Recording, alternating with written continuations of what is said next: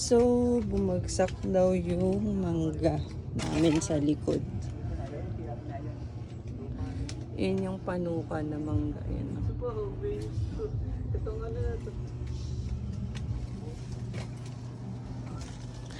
Ayan na yung aftermath.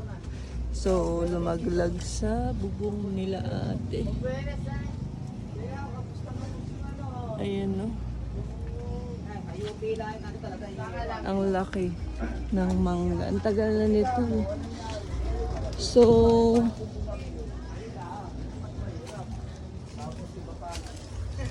Madam, morning. good morning!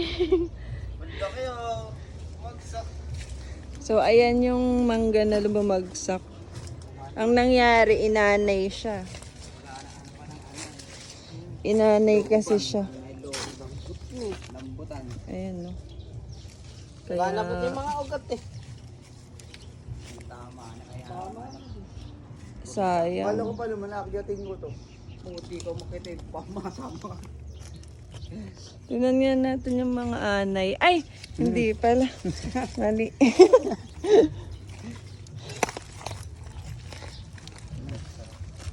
Wala na talagang laman yung loob. Good morning, Max. Morning. Ngayon, problemahin nyo kung paano na yan sa pulong yan. Pwede yan gawing upuan. Puputulin lang. So parang magagawa na naman kaming kubo dito sa likod. Para sa sandali na lang. Ayan, no. Kasi problema talaga namin dito, anay din. Sayang yung mangga. Ang tagal na rin yun, eh. Ang laki na. So ito na pala yung loob niya. Yan. Ayan. Wala nang laman yung loob.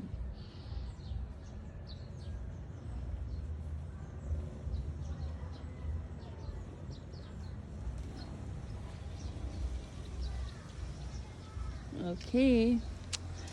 Sayang. Max? Max? Max!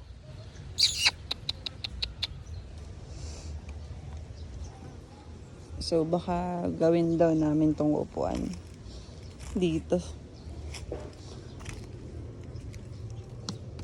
Inugapok ko na rin siya.